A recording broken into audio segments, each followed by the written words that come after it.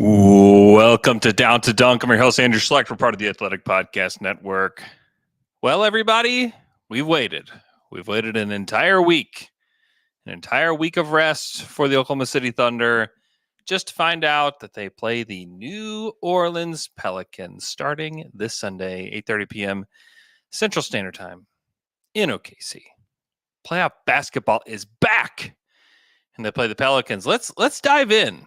Let's dive into this matchup. This is going to be really interesting. First of all, huge credit to the New Orleans Pelicans tonight. I, for one, thought the Kings were going to win this one. I disregarded the fact that the Pelicans had the Kings' number all season. They did. They absolutely dismantled them every time they played them. And they were able to play Jonas Valanciunas 27 minutes tonight. He got them 19 and 12. That's a big part of this story. Brandon Ingram also looked a little bit better. Not that he was crazy efficient or like got to the free throw line or anything like that, but he just looked a lot better. And it just kind of goes back to like this theme of like the Pelicans just look better when it's either Brandon Ingram or Zion Williamson on the court. So there you have that. I think the Thunder are going to be favored in this series. Very obviously a 1-8 series. The Thunder beat them 2 out of 3 times this season. Let's take a look at those games. I think it's not always great to look back at these matchups and use them, as we know, because we saw the Thunder kill the Blazers in the regular season and then absolutely just get dismantled by them with that Paul George Westbrook team. So let's take this with a grain of salt, but I think it's also good to kind of look back. So the Thunder lost the first game against the Pelicans. It was at home November 1st. This was an interesting one. So they had Zion, CJ, Jordan Hawkins, Herb Jones, Jonas Valanciunas. This is almost like the game that you just wouldn't want to use at all. Excuse me. Because this is not the team they're going to be playing. Not at all. Jordan Hawkins has not been in the rotation, has not been playing, likely won't be playing in this series. And also Zion won't be either. Let's see. On the Thunder side, they had their regular starting 5. The thing that I've noticed, first of all, whenever I was kind of sorting some stats today, is that Shea only averages 25 points per game against the Pelicans. That was not the case in last year's matchups, but that was the case this year. So not incredibly efficient for Shea. 44% from the field, 25% from 3. In this particular game, he only had 20 points. And this was just, I remember this game. I remember being at this game and that the Thunder just kind of lost this one in crunch time with their execution. It was still kind of early on in the season. They lost that matchup. The second matchup against the Pelicans was, sorry, I'm sorting this right now, these were both on the road. And this was an impressive one. This was January 26th. I don't know if you guys remember where you were on January 26th when the Thunder beat this Pelicans team. They beat them 107-83 and were amazing. Shea had 31, J-Dub 15, Chet had 20 and 13. Casey Wallace had 12, 2 and 1, and 4 steals off the bench. This one was over early for Pelicans Thunder, and it's funny because this was the team that they're going to be playing essentially, because this is CJ, BI, Herb Jones, Trey Murphy, Jonas. That was their starting lineup. That's who the starters were tonight. I think that starting lineup really struggles against the Thunder for a lot of reasons. The Thunder's defense is really good, and then they can't attack them quite as well, especially down low, especially when Jonas just can't get going. Jonas had 14 and 9 in 20 minutes in that game. I think one of the biggest things about this series is how much can they put Jonas on the court. And it's been not a whole lot. It's 20 minutes in that one. The first one, a little bit more than 20 minutes. And then this last one, Tuesday, March 26th, this was recently. The Thunder won 119-112 in New Orleans again. Jonas played 10 minutes in this one. So you see his minutes going down, as this series goes on, this season series goes on with them. Zion played in this one. And there was no BI. So there's not a lot to take away from this one. Did get to see 5 minutes of Jeremiah Robinson Earl, though, which is cool. Okay. So enough of that. If you guys have questions in the chat, I sent out the invite to my other Down to Dunk pals. No response. I think some of these guys did not want a late night pod. Understandable. It's been a long day. Potted early this morning. But this is a big one. First series for the Thunder. So if you guys have questions in the chat, feel free to fire away. Let's see what else. So kind of digging through the player stats. Oh my gosh. Taylor's here. There you are. I was like, you are sideways. Hello. What's up, Tayshawn? Can you hear me? Yeah. We're live. What do you think? Shoot. What do you think? Pelicans dream scenario. What do we think about that? I mean, it is.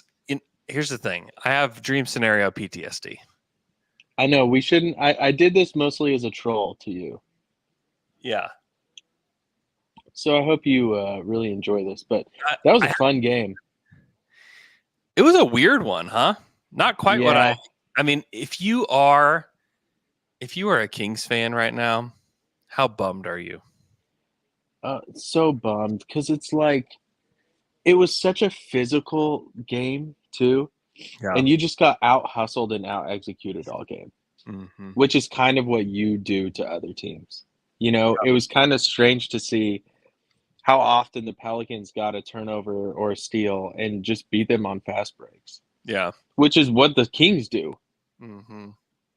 So that was it was pretty wild. I mean, they were getting in De'Aaron Fox's face a lot, and he was really good, but I don't know. That second half, it just got out of control. Got out of control pretty fast. Yeah, it did. Deuce and Mo, more like Deuce and No. Very good. Very good. Sorry, Deuce and Mo. I feel bad for them. This is going to be a sad pod for them tonight. So I was kind of digging through NBA.com/stats and looking at how these guys performed against Pelicans this year. Shea underperformed this season. 25 points per game, 4 boards, 7 assists, which is up from his season average. J-Dub averaged 19.7, 4 and 5 in this series, almost 5 and 5. Chet 18, 11, 2.3 assists, and 2 blocks. Chet has thrived against the Pelicans. And then Josh Giddey, 14.7 points, 7 rebounds, almost 5 assists, shooting 50, 46, 100 against the Pelicans. Josh plays well against the Pelicans for whatever reason. That is very strange. Is that the Pelicans, especially with Zion being out, it's just kind of a strange matchup with OKC. Like, I feel like they have guys for Shea and for J-Dub, and that's kind of it. Mm-hmm. And so if the other guys, if the 4th, 5th guy on the team can get something going, I mean, I don't really know who the Pelicans, what they do. But I mean, if they play like this, then it's going to be a tough game. I could not believe like how much they could just hustle and execute again. Like just like tip balls all around and then someone's cutting at the perfect time. And I was like, dude, this team, I mean, everyone, Larry Nance was like kind of on a heater there in the second quarter, right before the half. And yeah, I don't know. They had a lot of energy. They had a lot going. Yeah, they brought great energy for sure. But yeah. And Valanciunas was good. Jonas was great. Jonas really brought it tonight, and I think that Sabonis is one of the guys that Jonas has been able to play against a lot this season, which I think. Mm-hmm. I mean, that to me, like that was the reason why they were able to win this game, is that you can put your best players on the court, and this is why it's going to be kind of a struggle for them. Is that you can't always put your best players on the court. Yeah, he averaged almost 27 minutes per game against the Kings this season, which is pretty good for Jonas, who is still obviously going to play in the league for a while, but he's really not the guy he used to be, specifically this season. Yeah, against the Thunder, he plays 10 less minutes per game, which is kind of obvious, but it's kind of good to be able to illustrate the exact number. Yeah, for sure. And you know what? Jonas is a vet in these play-in games because they said on the broadcast. No. They didn't say this on the broadcast. I saw it in a tweet. This was Valanciunas' 8th play-in game. 8th play-in game. Yeah, how is that possible? Because he played for the Grizzlies. So he's played 2 play-in games every single year. Mm-hmm. He's wow. played it. He is like. He's been in every single playing game. Yeah. So tonight the Pelicans gathered around him in the locker room, and they're like, Jonas was like, guys, I will tell you what it takes to win a play-in game. I've been here so many times before. He's like when you bring a championship vet onto your team of young guys, except this is just for one play-in game. And they're like, Jonas, play-in master, teach us your ways. He's like, I know, dumbass. We're from same country. They do. He said, I guess they're very close. That's what they were talking about on the broadcast. And so I think there was some mind games there. I think he was abusing his power in that relationship. He owned him. And I think he absolutely owned him. He owned him, and I think it was wrong. And I think there were nefarious manipulations going on there, and I think he's going to continue to do so, as he should. Absolutely. So tonight, the rotation for the Pelicans, man, I still cannot believe that the Pelicans won this game. I just cannot. There's been so many unbelievable things that have happened over the last couple of weeks. I feel like I'm saying that on the pod all the time, but I cannot believe they won this game. So they started Trey Murphy in place of Zion in this one. Mm-hmm. And Murph was really good. 16, 8. He was really good.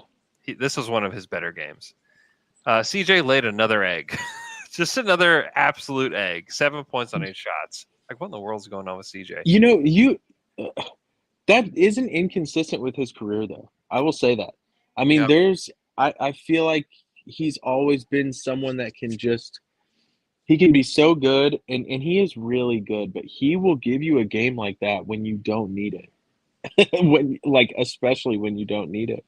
I think that happened a lot, when he was in Portland too, when Dame really needed someone else, and it was like, isn't CJ on this team? There were some games every now and then, and that can happen in this Thunder series. I mean, CJ is not a very consistent guy like that.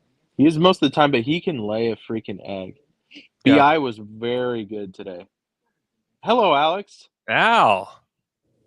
What's up, dude? Hey, what's up? Welcome to the pod, man. What do you think about the Pelicans? Is this Bird Night Part 2? What is this?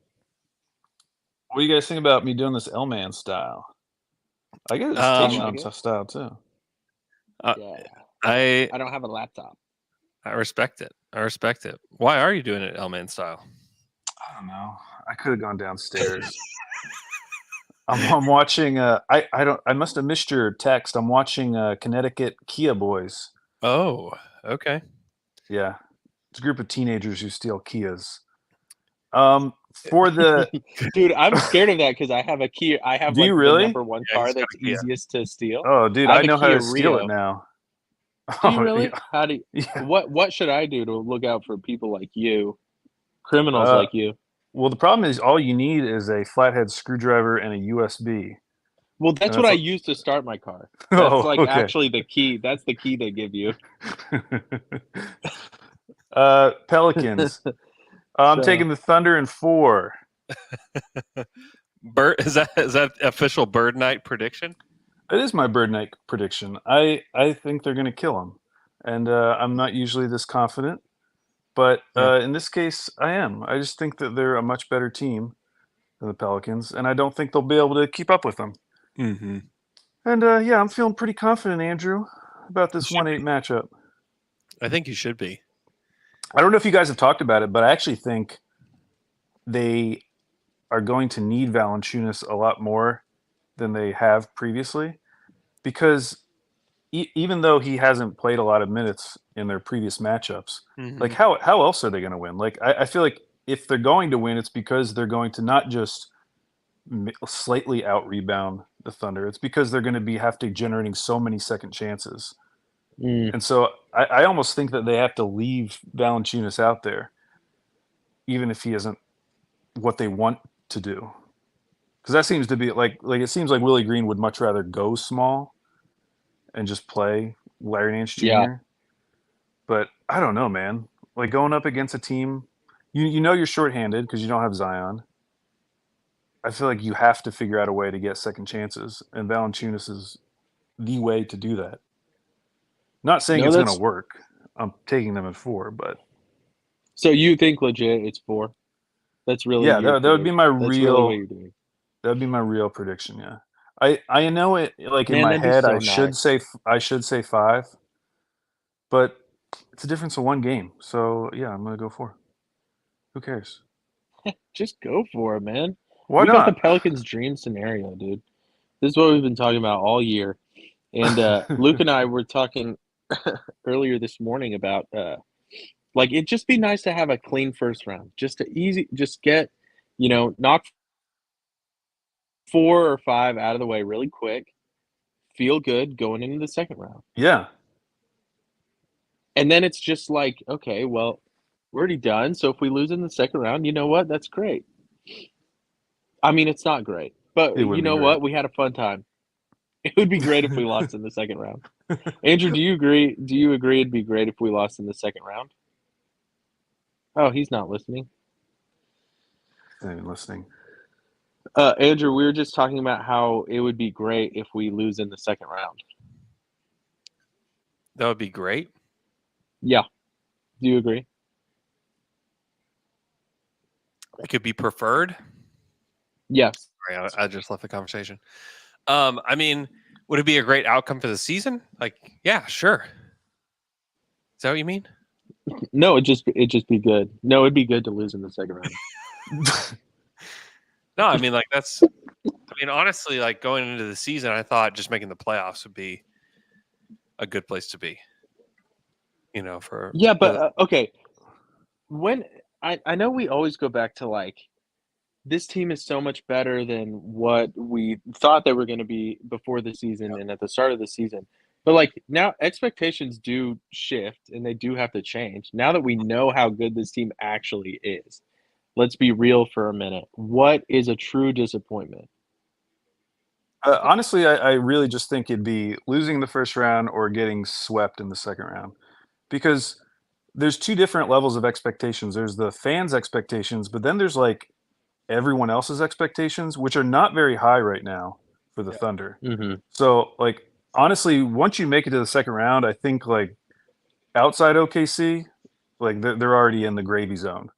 I think internally with fans, if we get to a second round series against either Dallas or the Clippers, I think there'd be a lot of fans still picking OKC and expecting them to win that series. So, like a sweep in the second round would be disappointing to the fans, but I think if they have a competitive second round series, that's kind of like where my expectations are right now. Competitive second round series. Yeah.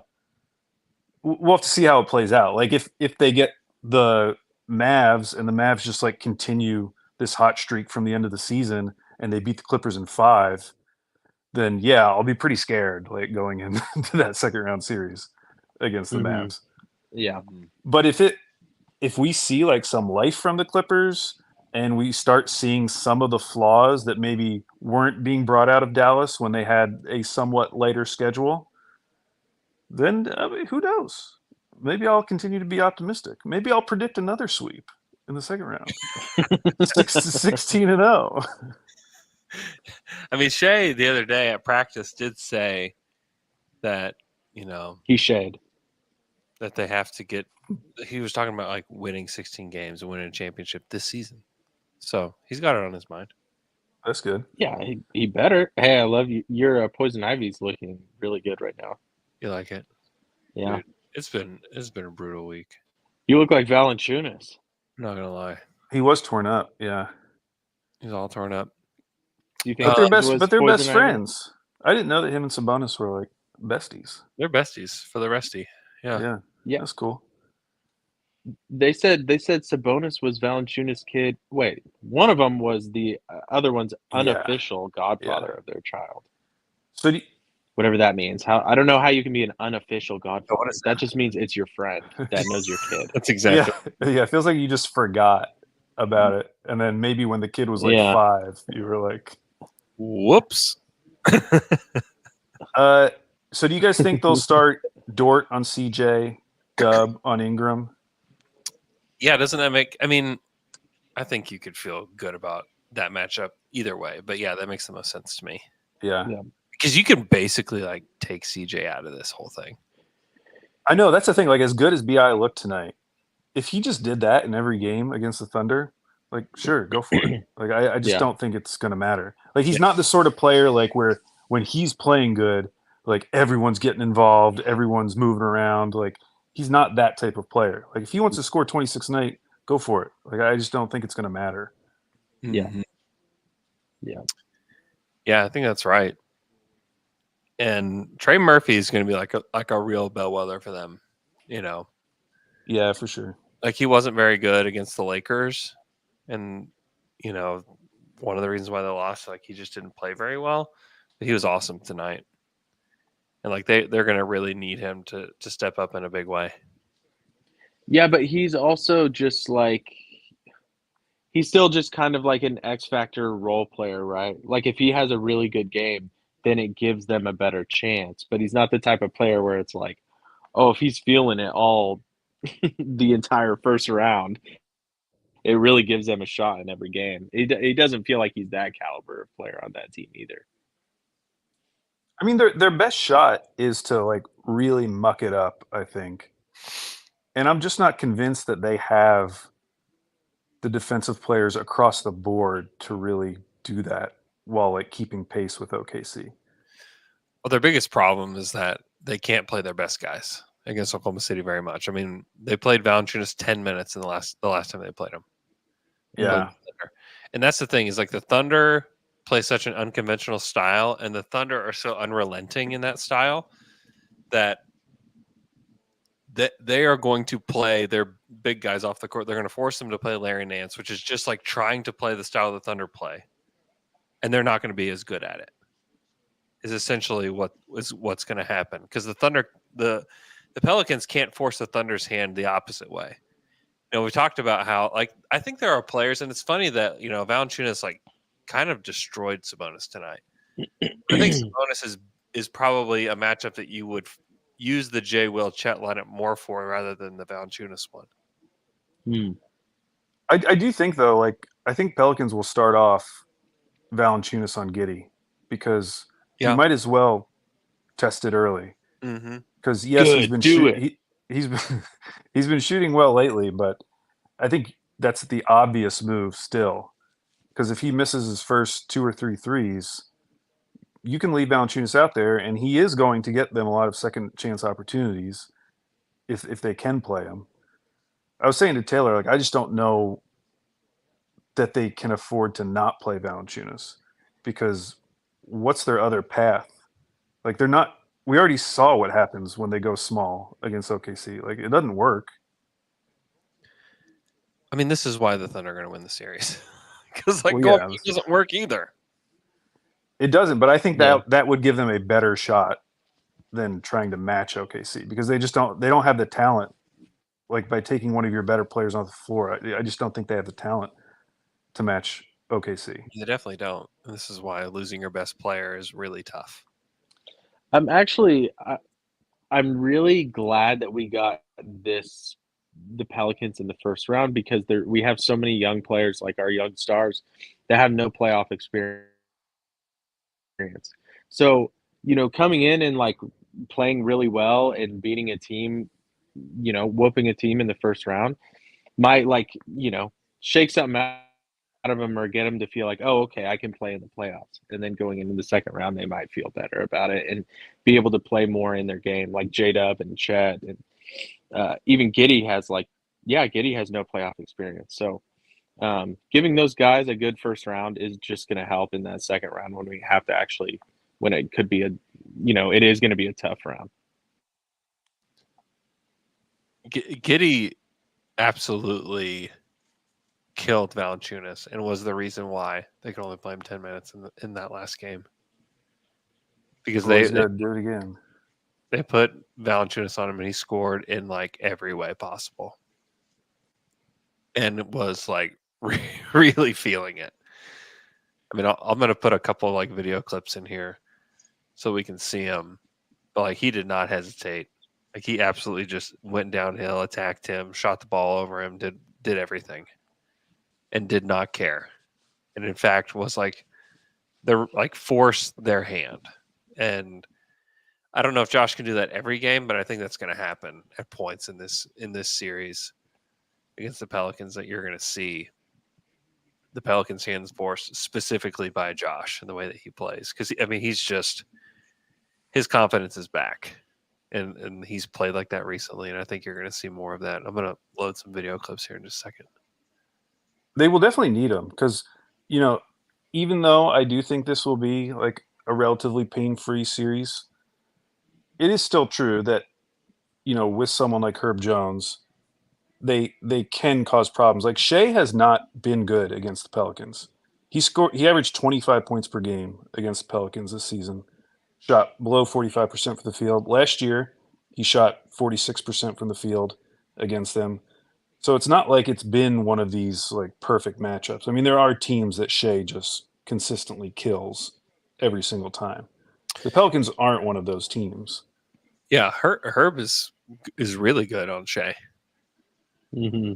So, I mean, that shouldn't. I mean, it's not a surprise, but he is also averaging more assists, and then like. The good thing is like you have Chet and J-Dub and Giddy all three playing well against the That's Pelicans. the thing. Like once you get beyond that matchup, which obviously is important, it's like, okay, well, where else? Yeah. Can the Pelicans like really find an advantage? Right. When OKC is on offense. Yeah. Like Chet is going to be a pain for Valanciunas to guard. Mm-hmm. Who's guarding J-Dub? Like who? Probably Trey. BI? Trey? Probably Trey or BI. Yeah, he's too strong for Trey. Probably Trey. Mm-hmm. Yeah, I mean that's why he's like 25-5 against them. Yeah, It's because like he can go get it. Yeah, here's some of these Josh Giddey clips. He gave it up. It'll be CJ 3 and kept alive, but it goes over to Giddey on the deflection. Williams has the last 8. Giddey on the run. Nobody stopped the basketball. I'll tell you, the one thing about Josh Giddey, he plays with great patience. I mean, so he's attacking in transition. They match up in transition. It's Jonas in the paint. And Giddey's just like, whatever. I'm just going to shoot this over you guys. He's like basically in drop here. And they'll look for pace. Not the fastest team. It'll be Giddey again. Same I'm going to tell result. you, Joe, I'm speaking from experience. Right, he shot well here. Right. And there's Giddey again. Jab stepping, hitting a 3 over Jonas as he's sitting kind of back in the paint. And here's the third. Coming off his lowest scoring game since very early in the season. And the long rebound is going to be Giddey on the run. And he gets the putback. I mean, that one is just like pure confidence to me. It's like he's just catching it. Jonas going at you with a hand up and just Jonas is right him. there. He's just like, whatever. Yeah. He just obviously, in that last matchup, and this is the most recent matchup, showed no fear against him. We saw it all. We saw it in a lot of strange spots where like you could see no confidence. in his game, and for whatever reason, like he's gotten it back, but he's also like really been able to show it against Valanciunas, which I think is really good. Yeah. For OKC. Setting up for a true dream scenario. I'm just gonna keep saying it. Keep saying it. He just keeps saying it. I mean, if you do keep saying it and it does turn out the way we're expecting it to, then it gets squashed. It's done. It has no power. Exactly. That's kind of what I'm That's true. going for here, because the Pelicans don't have a Dame Lillard. They don't have a guy that can just Okay, you don't need to push it in a series. You don't need to push it. I feel like I'm gonna push it. You're trying as hard as you're gonna have like CJ I'm averaging building up. 40 a game. I know. What did CJ do? I'm building up my special bar. What's CJ doing in that series? Do you guys remember? I don't remember CJ that much in that series. What series? I don't remember. The one the first round that they beat us, dream scenario year. Oh, that's true. He was on that team. Yeah. Oh no. The bye. Oh no. Wait, what are we doing? He was on the dream scenario team. I don't know. I have no idea. Nah, this is where we break. We break it. Yeah, I think so too. So Zion Williamson, I mean, I would be just floored if we saw his name. Well, so it's out 2 weeks just for him to get reevaluated. Yeah. Which, if that's from Tuesday, that would make it at earliest would be Game 5, which I think is on the Wednesday of that following week. Yeah. And but that's just Zion, him getting reevaluated. And when has Zion ever come back early from anything? Yeah, I would be shocked if he plays in this series, if he plays a minute. Yeah. Yeah. I mean, maybe if they got to Game 6. Maybe if they got to Game 7.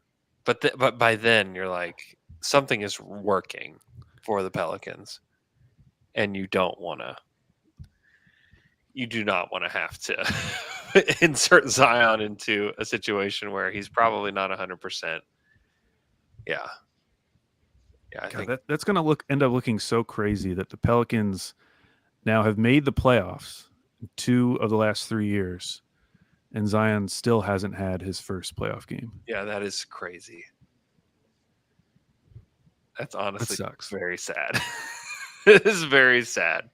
Yeah. It's very, very sad. Because this would, I mean, if Zion was playing and if he was healthy, like this would be a pretty fun matchup. Because when he's playing like that, I mean, we saw him do it against the Lakers, who everyone thinks of as like, they have plenty of size. Terrifying. Like if that was going up against OKC, that I would be scared. I'd be a little scared. What would you pick with this series?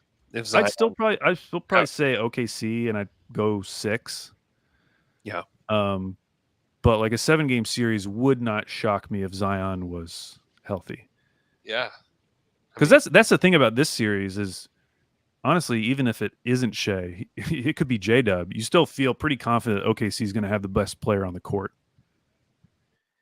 If not every night, like the majority of nights. And that just wouldn't be the case if Zion was playing. You know that he'd have some games where he was dominating them. Yeah. So and like this group just has... Oh, guys, breaking news. I'm so sorry. What? I'm watching Shaqtin' a Fool Is he cutting for you too? And Poku is number 1. Yeah. On Shaqtin' a Fool. That's great. Is that the end of the season awards, or is that just a weekly Shaqtin'? I'm gonna say this is top 10 of the last 10 years. Wow, Poku won the overall since Shaqtin' a Fool. He won a Lifetime Achievement Award. Yeah. Congratulations. Wow. Okay, let's say that Mark Daigneault sat down with you, Taylor, and you, Alex, and he said, you two, I only want to run an 8-man rotation in this series.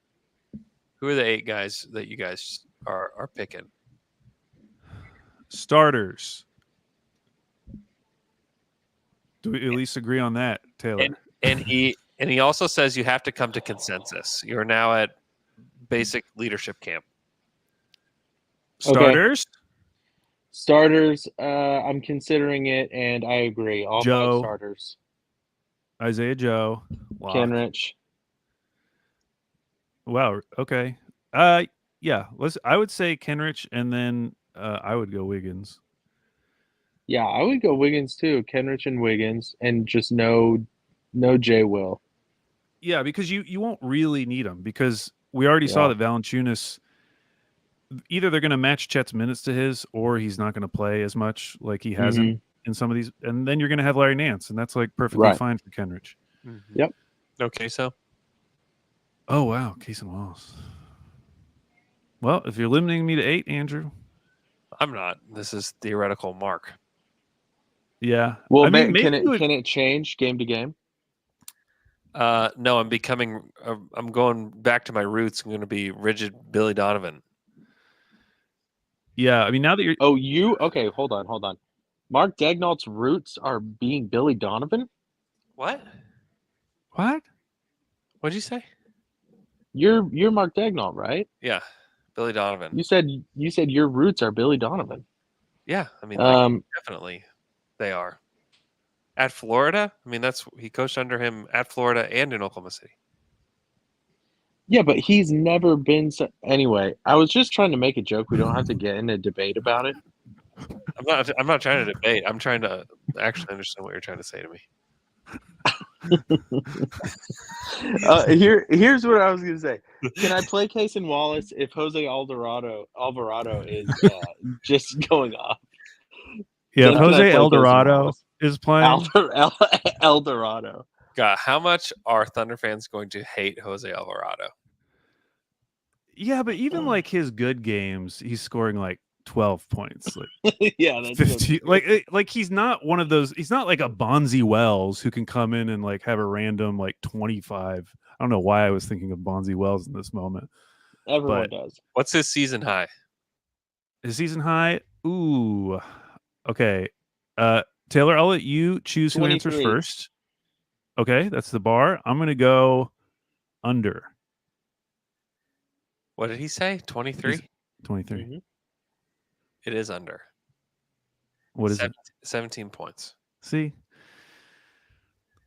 It's just hard. He's not that threatening. But people are going to hate him, though. That's all I'm saying. They will. You know what I find so strange about him is, and maybe it's just these last couple of games, but he's one of those guys that gets hurt a lot, and when he gets hurt, looks like he's dying. Oh my gosh, I thought he might lose both his ankles against the Lakers. Dude, in the Lakers game, I think he legitimately died 3 times in that game. Yeah. And I was like, wow, he is done. Like he He obviously has to ask off. And then he would just reappear a few seconds later at the other end of the court. Yeah, against the Thunder in January, he didn't play in the first matchup in November, but he played in the January game. Had 5 points, 3 boards, 2 assists, and in the most recent one, 8 points, 3 boards, 1 assist.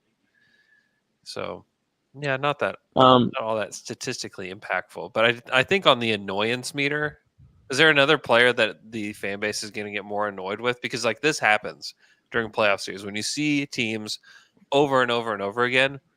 There are guys that just become absolutely grating at the fan base, and I think like what's the ranking of like most annoying players on this team?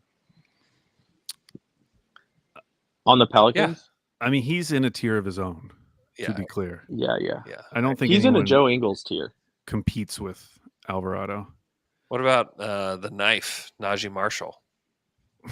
No, I mean,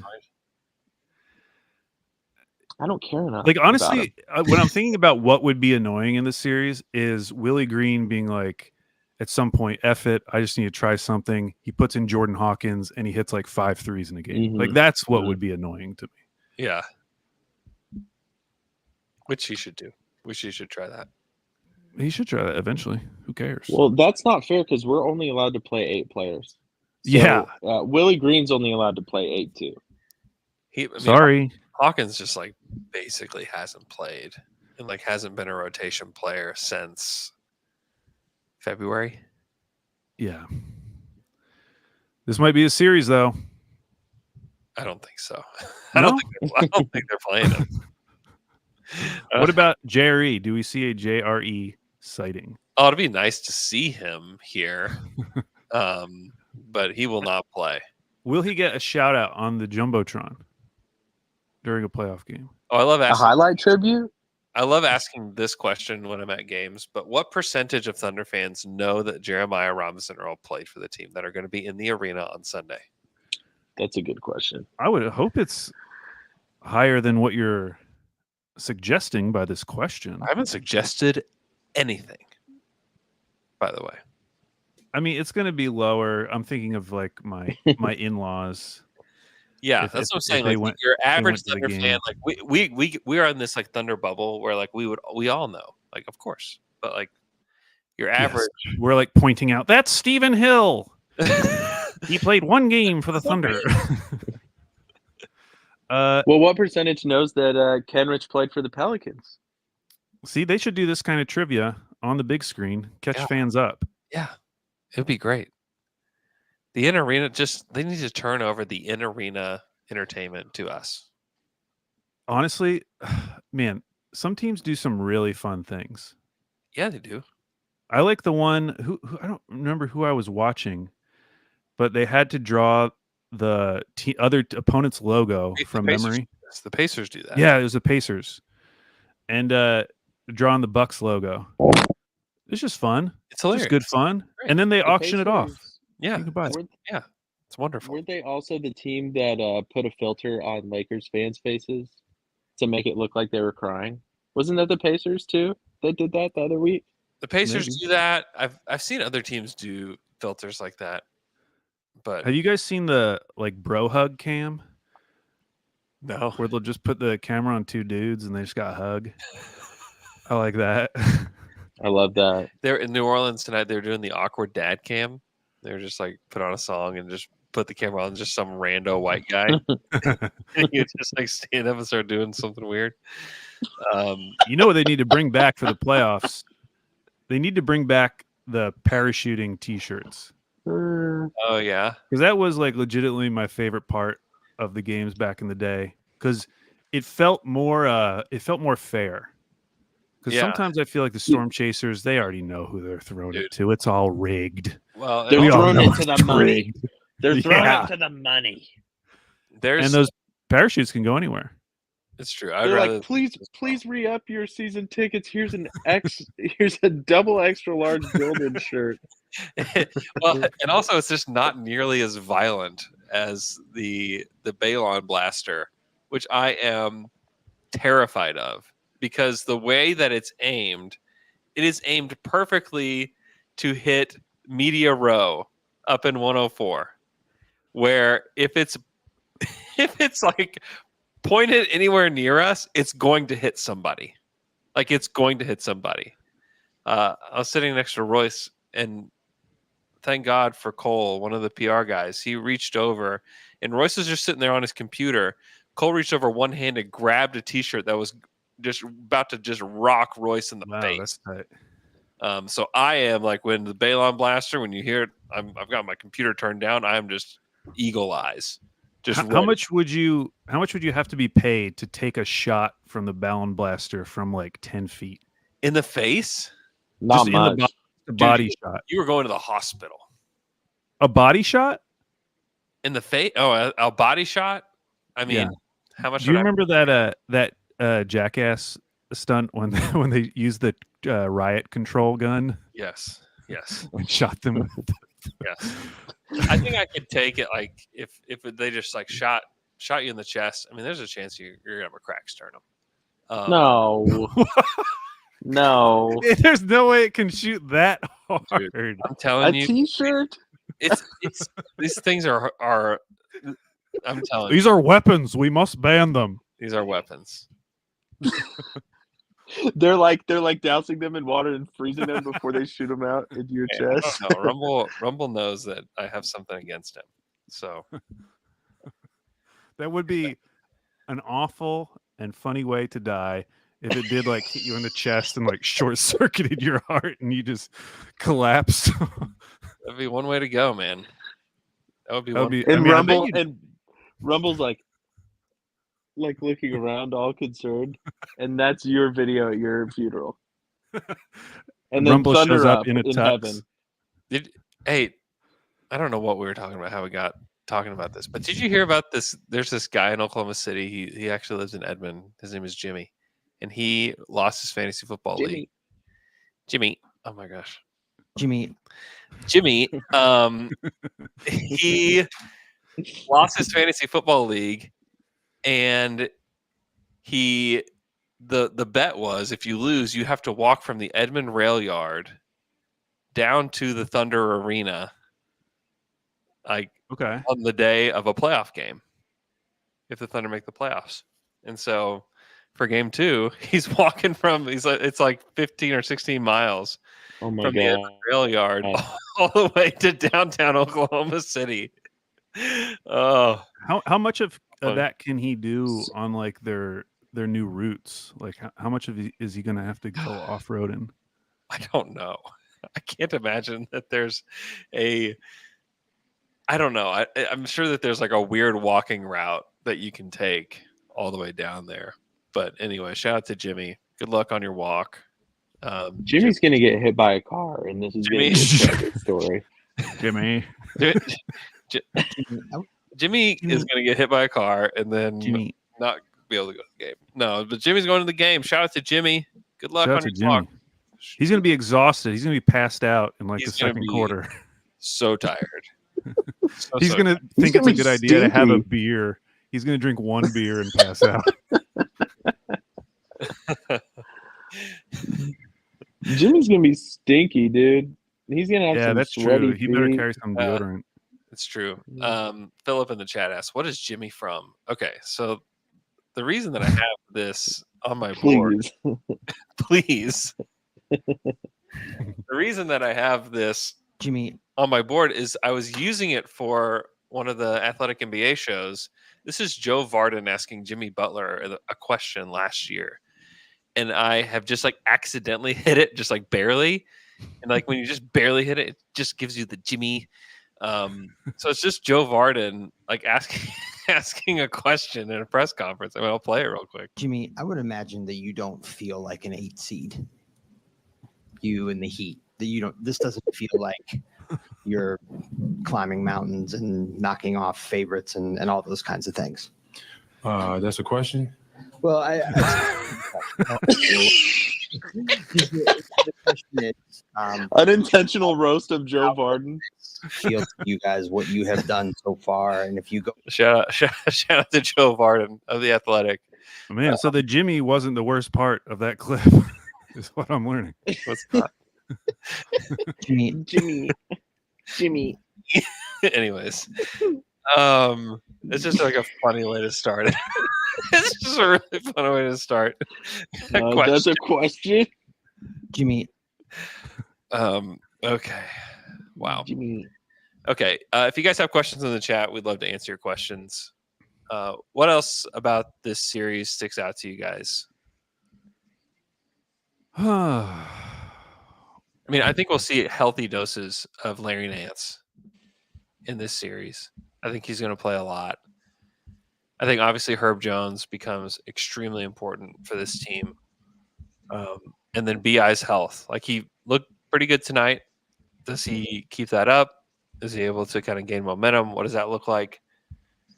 You know, those to me are like the biggest things on the Pelicans side. And then for the Thunder, like, can they find ways to free up Shea?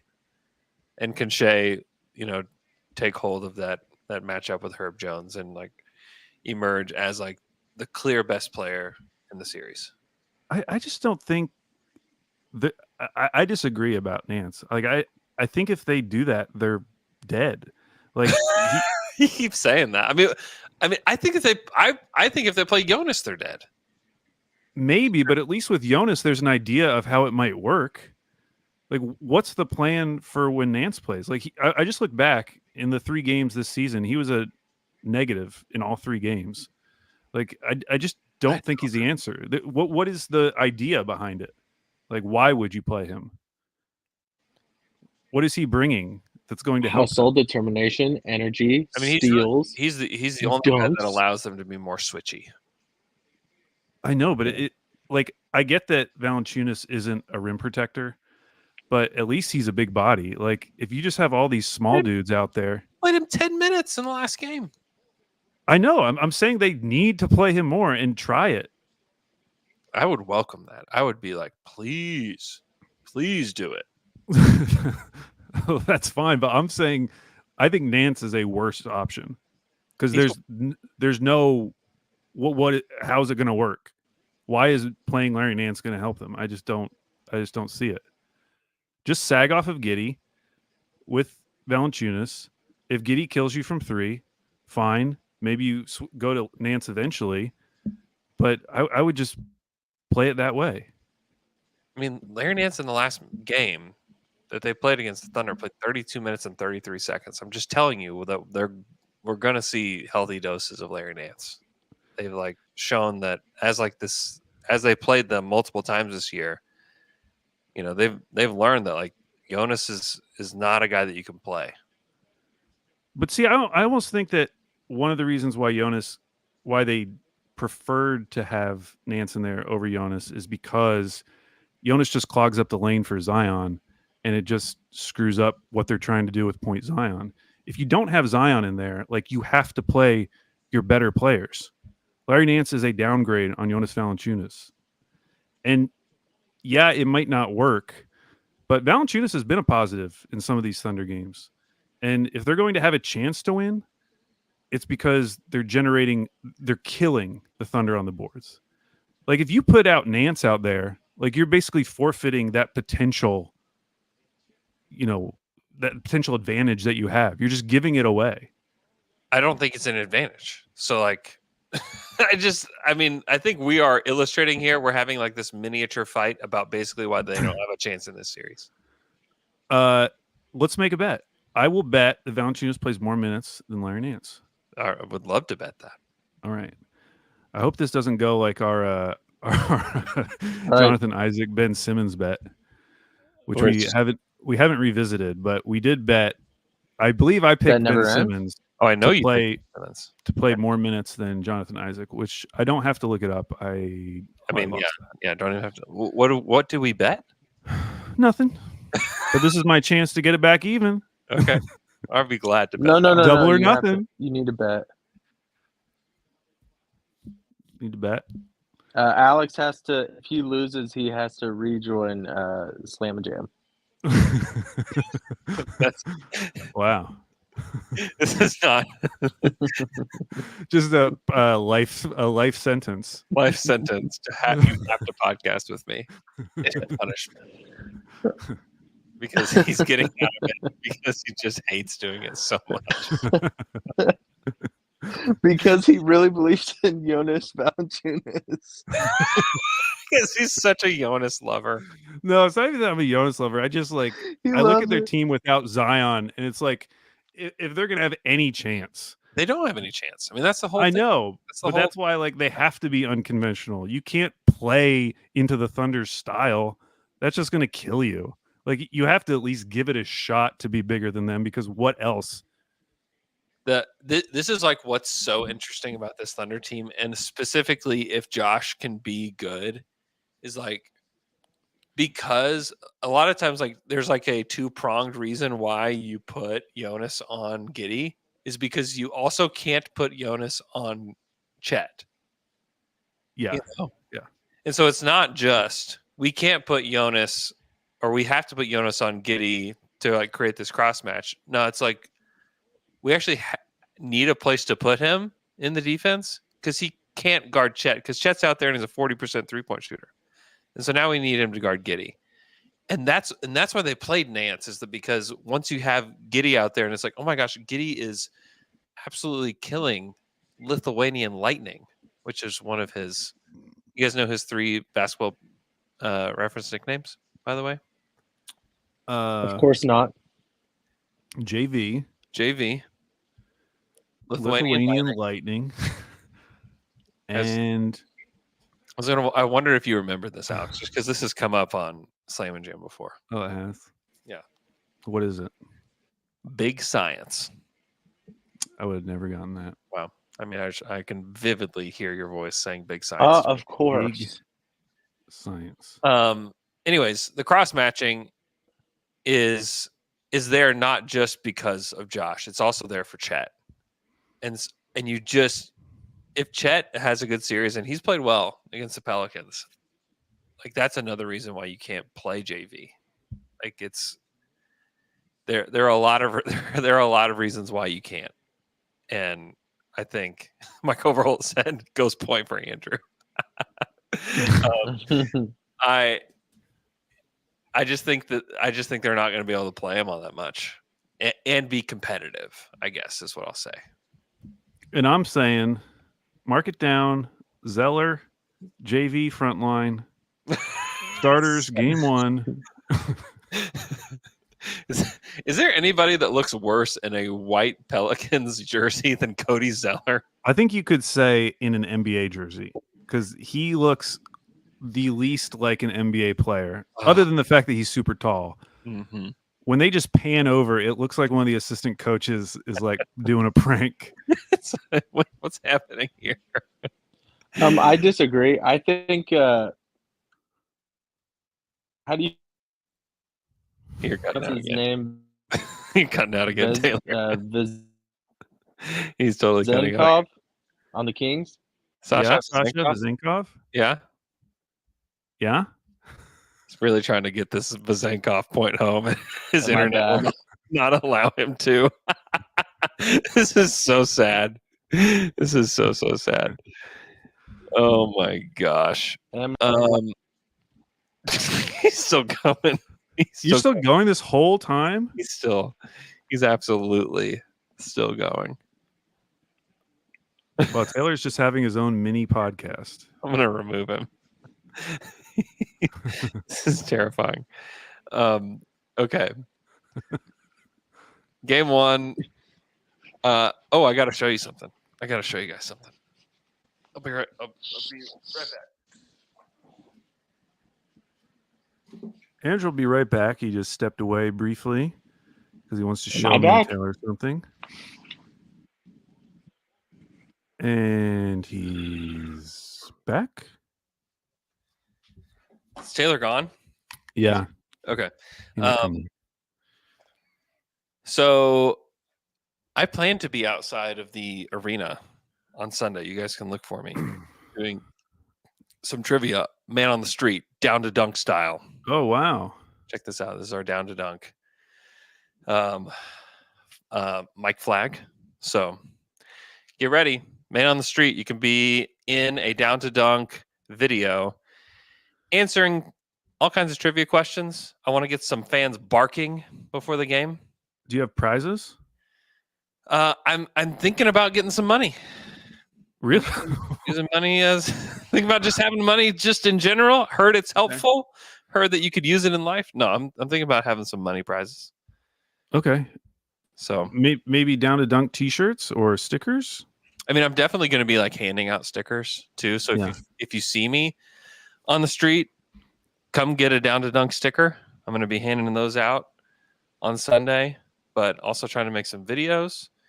Speaking of videos, J-Dub I had given J-Dub this down to dunk shirt a few weeks ago and did not really think anything of it, but he showed the down to dunk t-shirt on his YouTube page tonight, which was kind of cool.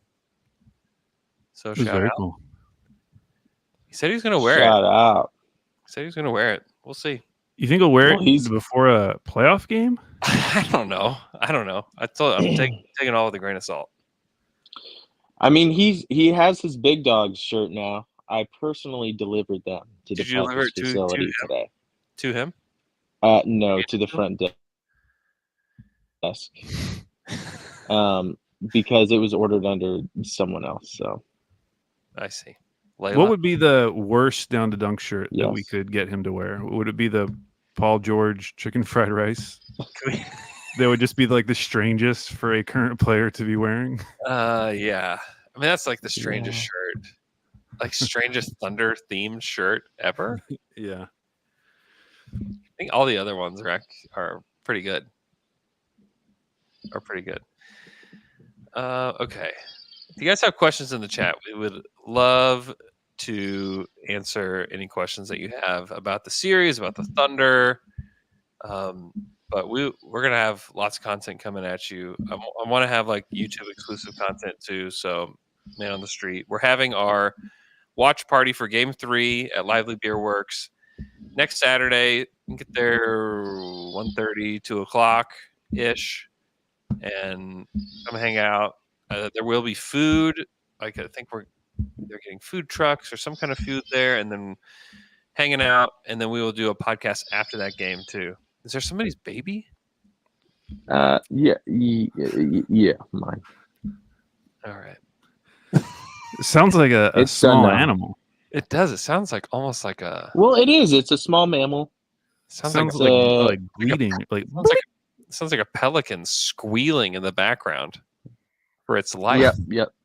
Taylor went really out for bird night. He has like a pelican tied up I got one. in his closet. I stole their mascot. Dream scenario. I got Pierre. Pierre. So, what did you guys think of my Vizenkov point? We could hear 4 words. I stopped trying to tell it. Okay, Good. That's good. It was great. It was very Good. nice. Do you want to hear it now or no? I feel like we got the gist. Yeah, it's good. You were trying to talk about him. You think he looks weird? Okay. Okay. No. Okay. Shall we do picks? Shall we pick the series? Yeah. Caden Marriott. Which Okay. Thunder player do you believe will be the biggest playoff riser? Biggest playoff riser. Biggest playoff riser for the Thunder. I don't know if this is actually like qualifies as a playoff riser. I just think Kenrich Williams is going to be good in the playoffs. Yeah, that counts. That for sure counts. I don't know that he's going to put up like eye-popping numbers. I think that Pelicans fans could be annoyed with Kenrich during the series in multiple ways. One, that they let him go in that trade, but then also just like Kenrich is going to be extra physical, I think. So I think Kenrich is one for me. You guys have any others? I think there's a decent chance that like Dub could be the best player in this series. Wow. Yeah. Like if Herb really plays well against Shea, and Shea could still be good, but I think it could open the door for Dub to have like some really nice games. So I already think he's good, but he seems like the type of player who will be good in his first playoffs. Like I have confidence in Dub. There are players on the team where feel I that am way about Giddey I just too. kind of want to see it, but really, yeah, I just get I don't know. I have a feeling about it, and then especially after we talked about it a little bit this morning, but like I don't know, Giddey's kind of on since March. He's turned a corner. His temperament seems better. He's answering media questions a lot more positively and loose and relaxed, and he's such a confident guy. I think he's going to show up. I think he's going to be a riser. so you're betting on the vibes, saying these vibes are carrying over. Oh, I always bet on the vibes. Bet on the vibes. Are they immaculate or not? We'll see. Yeah, I don't disagree about Josh. I think Josh could have a really nice series. I think this is going to be a good way for the Thunder to begin their this playoff run. And if it's only 2 rounds, like that's totally fine. But without Zion, it's just going to be really difficult it's been difficult for the Pelicans to put together consistency this season in general.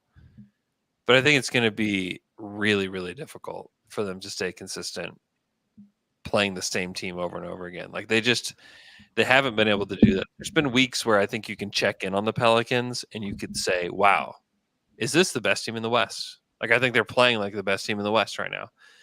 And then there's weeks that you can tune into the Pelicans and be like, man, could anything be worse? Well, and the weird thing this year is that it wasn't like they got a lot of time to kind of practice without Zion, like to find an identity without Zion. Like he was healthy basically the entire season. He played a lot. So this is a pretty big shift for them, even though they did have that run without Zion previously.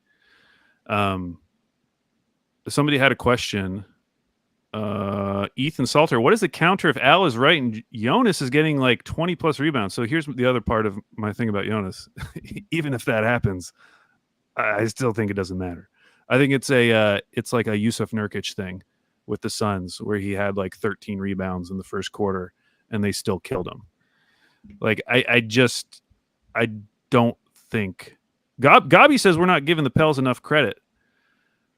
I'm not. I admit that I'm not giving them credit. What is it? What kind of credit do we want to give them? What's that mean? I don't know. I mean that they would have a shot against the Thunder, I suppose. Like to win the series? Like I think they can win a game. They can maybe win a couple games. Like talking about winning the series? I mean, seriously? Get it together, Gabi. I don't think Gabi was saying about winning the series. It's just we're poo-pooing them. But listen, like that's what you should do. It's a 1 versus 8 seed. This is an 8 seed who's missing their number one player. Like the Thunder should stomp them.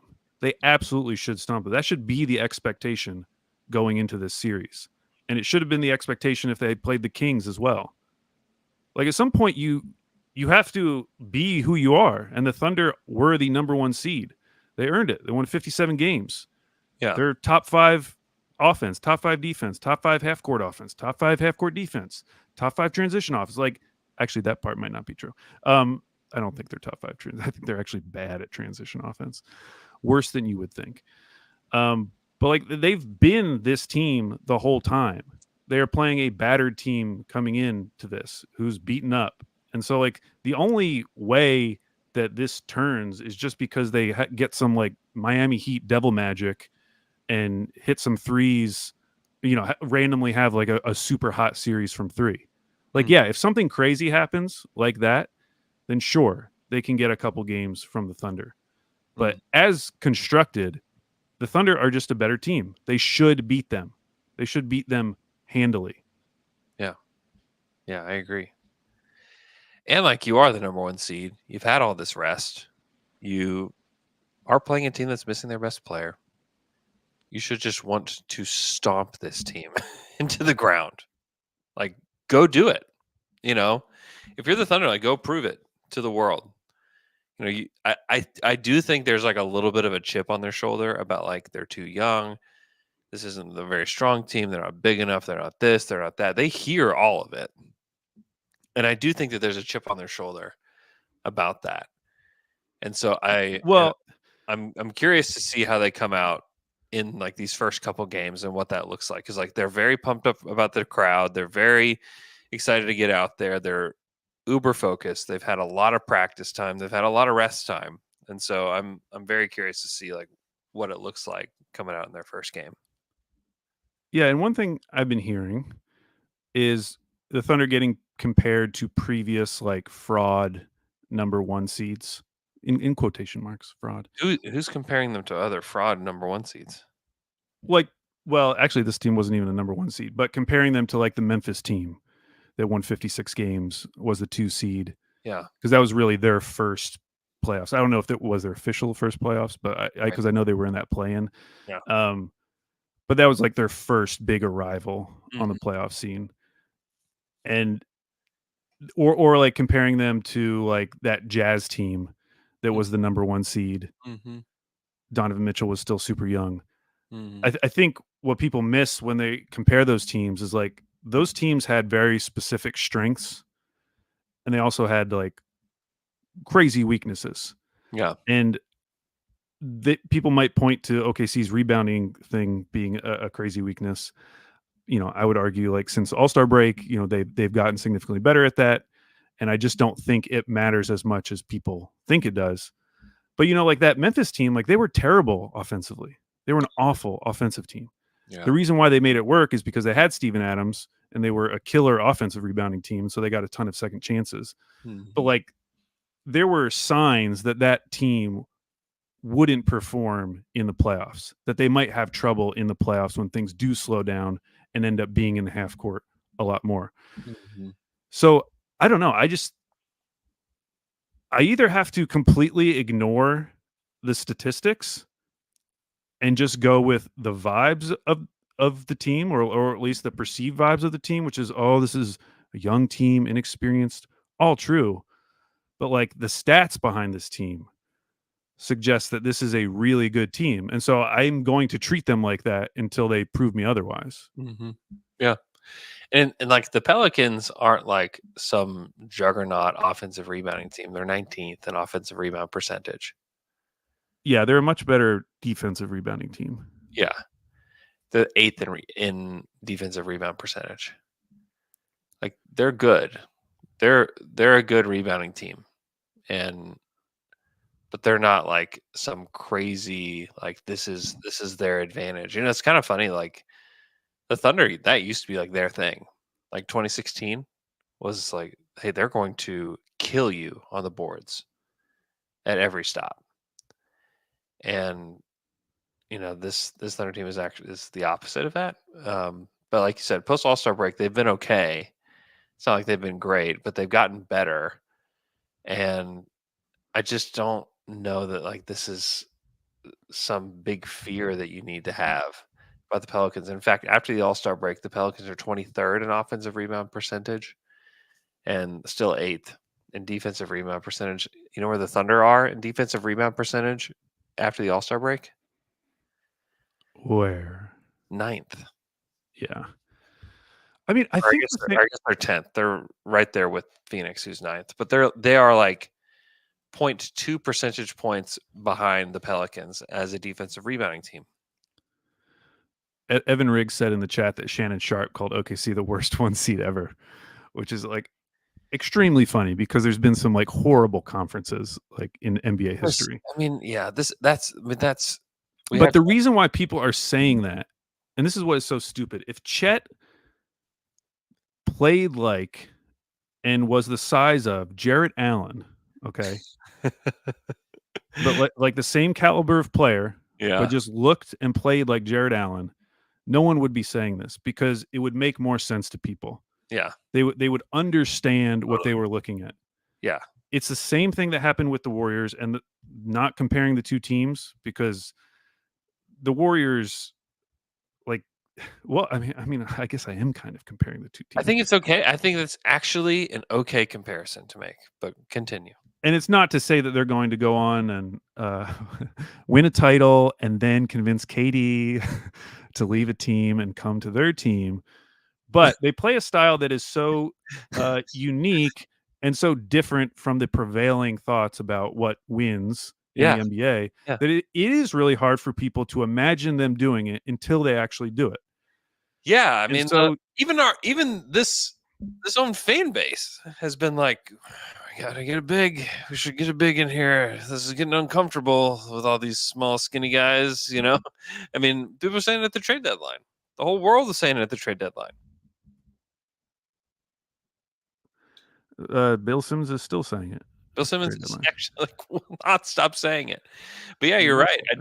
And I think the Thunder clearly want to see first, can we do it in this unconventional way? Well, I just want some of these people that I'm listening to their podcast to tell me in their words, what is it that OKC does well? I get that you understand what OKC doesn't do well. Mm-hmm. I think any idiot could figure that out. Mm-hmm. You could just watch one game and figure out, oh, this isn't the biggest team I've ever seen. You know, they're a little thin, I suppose. But like, tell me in your words why they won 57 games. Yeah, it's a great. Because I think if you can tell me that and understand the team, you can start to understand why they were a top 5 offense, why they were a top 5 defense. Like, teams just don't put up these stats every single year. No. You know, it is unique. Now, it's funny that I'm getting so impassioned. I'm setting up like a Pelicans upset in the first round by getting. I'm usually not this. You're usually positive about the Thunder. This is usually more me than you. But I was listening. Well, the truth is, I was listening to Rights to Ricky Sanchez Yeah. This was before their game against Miami, and Spike was just saying, like, listen, if this is the last playoff run, I don't care what happens. Like, I want to go into it without any doubts. I want to believe in my team until it's over. And so I'm going to go into this playoffs believing that this is our shot, Yeah. and I'm going to be positive about the team. And I heard that, and I was like, you know what? That's a great way to go into a playoffs.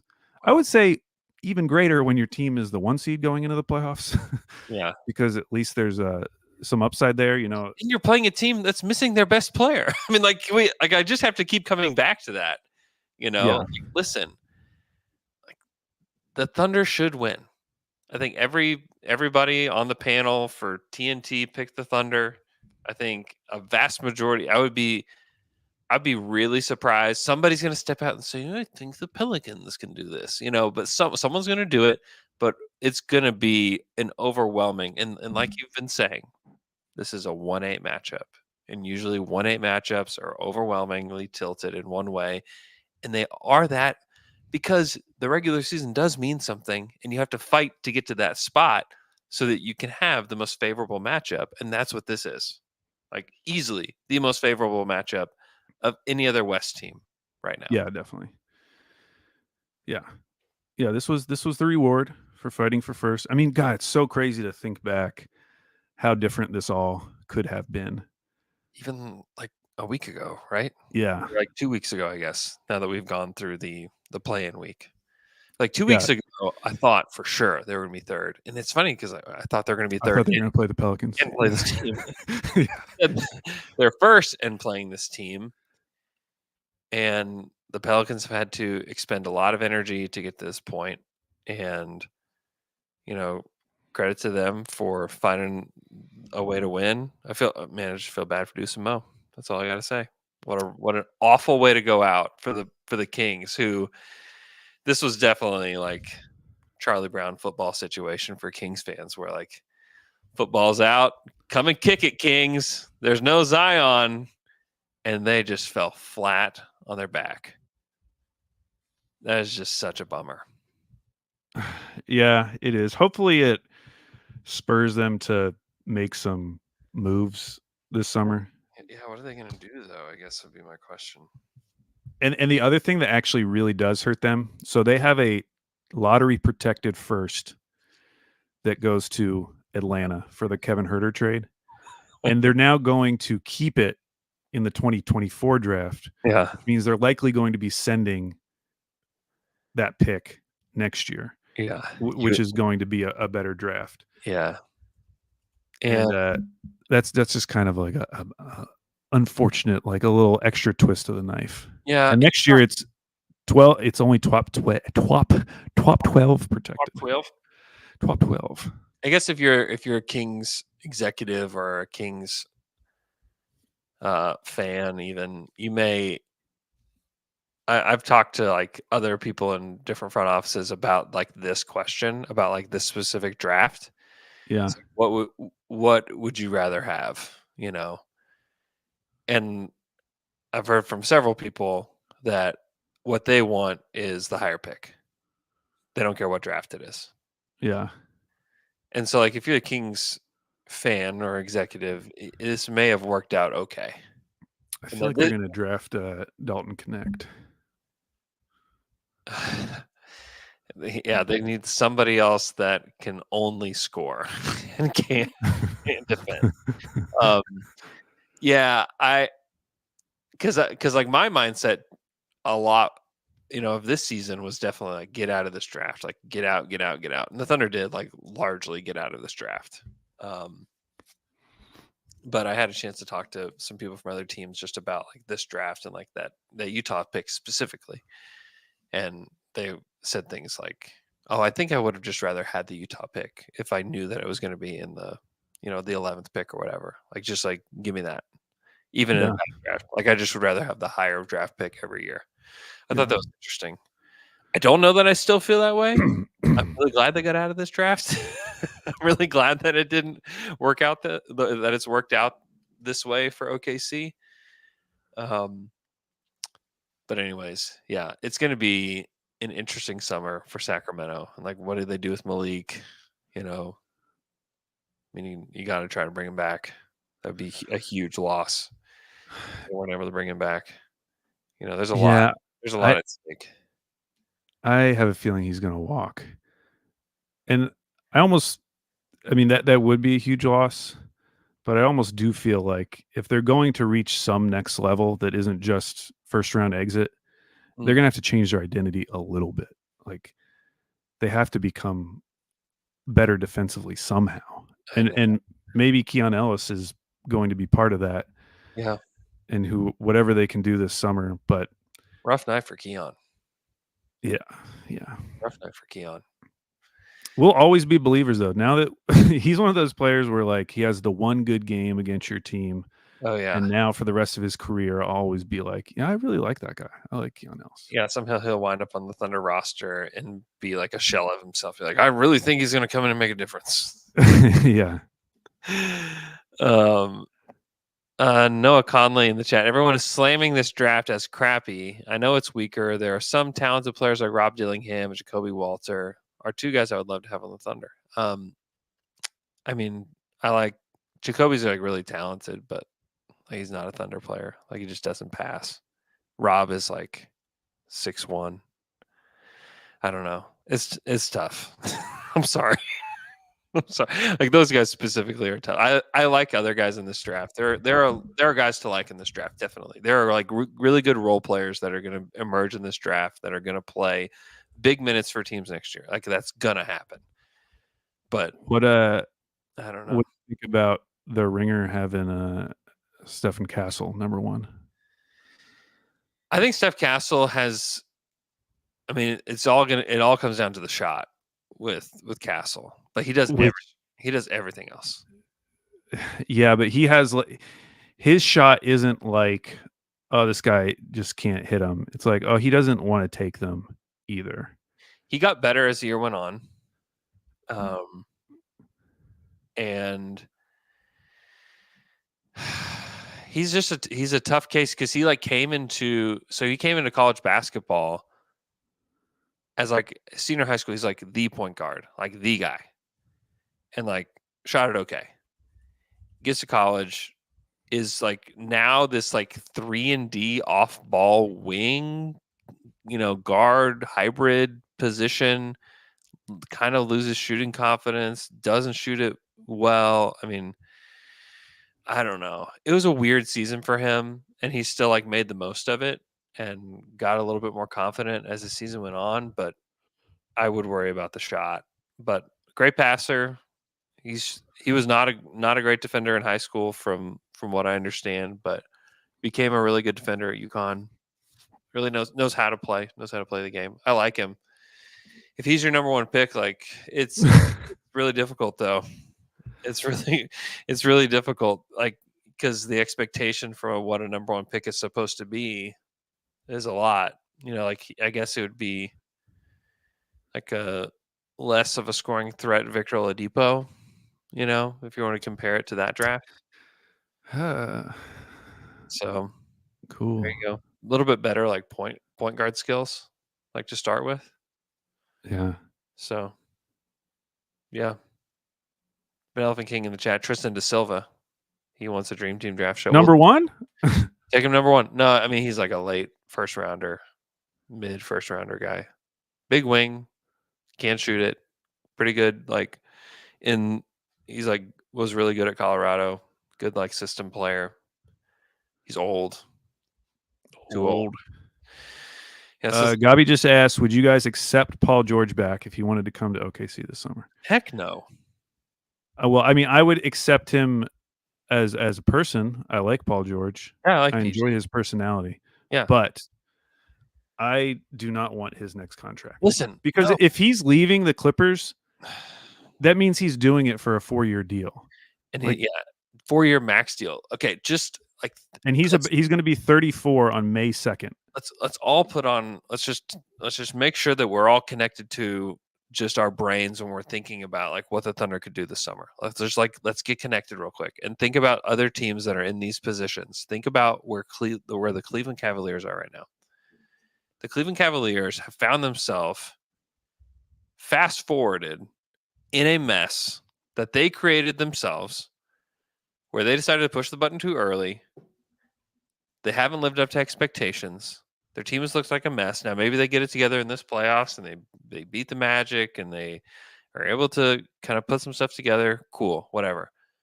But they fast forwarded and now they're in a position where they're like, man, are they gonna have to trade Darius Garland? They need to trade one of the bigs. They need to do that. Like you have you just put this internal pressure on your own organization, and now it's like it's coming to a head. And the same thing is happening with Minnesota. Minnesota, they go, but they go down in round 1 to the Suns. They're going to have to cut payroll no matter what. Like, you just can't do it. The Thunder are really good, but if you add a max level player to this team, you're going to have to start figuring out, okay, who are we going to keep? Because we're not going to keep Paul George, Shea, Chet, J-Dub, those 4. You're not going to keep all 4 of them. It's like, and there are players where maybe you do think about it, but I don't think 34-year-old Paul George is that player. As much as I like Paul George, I like PG too. I mean, now I think for a team like Philly, I mean, I was listening to a Trill Bro dude. He doesn't want them to go after Paul George, and I'm seriously. like, yeah, like What he else doesn't are you want gonna that. He doesn't want that next contract either. What does he want then? I don't know if he has a specific player in mind, but I still get it. Like, do you want to pay Paul George through his 38-year-old season? Man, I don't know, but like if we're all watching Joel Embiid break down as as his career goes on. Like you have to do something. You have to absolutely do something. Also, I mean, I'm cool with it. I think Paul George for the Sixers makes sense because they have like a dead end has kind of opened in the future. Yeah, him and Maxey and Embiid. Yeah, that's sick. PG has been really good this year. He has been. I like PG. Like go do it because like your window may close after next year if you're the Sixers. Like you just don't know what you don't know what you have. You got to go get it. The Thunder are the exact opposite, where it's like, man, the Thunder are probably going to have 3 max level players on their team anyways, with Shea, J-Dub, and Chet. And then the only thing I think they could do is they could get a big money deal that goes 2 years, and it really wouldn't affect that much. You could do that because the Chet and J-Dub contracts, and by the way, has 2 years left. Kevin Durant. If you brought Kevin Durant on this team, I'm just saying hypothetically, it would not really mess up your money that much because the year he expires, the next year, J-Dub and Chet kick in. Like that type of a contract could work. KD's the one I know off the top of my head. There might be other players like that, but it could. You also have to know like there's like a very intentional financial plan that like it goes along with what they're doing. Whereas like in 2010 they did this, and I'm just like so curious if they will do something like this summer, where instead of using their cap space to try to go after somebody, and maybe they did try to go after somebody. I don't know everything that happened, but what they did is that they gave Nick Collison this balloon payment for a year, and then his contract like declined significantly after that. I just wonder if they would go to like Isaiah Joe and be like, "Hey, Isaiah Joe, we'd love to pay you $25 million next year," but then that contract goes down to like 11. Can it drop that far though? I thought it can only drop by like a certain percentage. What is the percentage? I don't know. I thought they tried to like outlaw or make that harder to do. I think you're right, but I wonder if they would like push something like that to the limit. You know what I mean? Yeah. To just like eat up the cap space, incentivize Isaiah Joe to stay. I'm not saying that this is not source. This is just like a very like galaxy brain. Like I'm just in my own head too much kind of take. But I just wonder if like that's where this goes. This random person on Reddit says salary can decrease by the same amount it can increase each year. So you can do 7.5% of the first year's salary if signed with bird rights, 4.5% otherwise. So I wonder if like they would do like the 7.5 and then take it back down. And give him like a nice bump and then have it decline. Yeah, I mean, to be clear, that's what I'm expecting this summer. Like, I'm expecting to use that space on Wiggins and Isaiah Joe, and locking those guys up on reasonable deals for like 3 to 4 years. And then I still don't totally know what to think about the Giddey extension, but I'm feeling pretty good about Isaiah Joe, especially. I think it's just gotten to a point where like you've got to lock him up.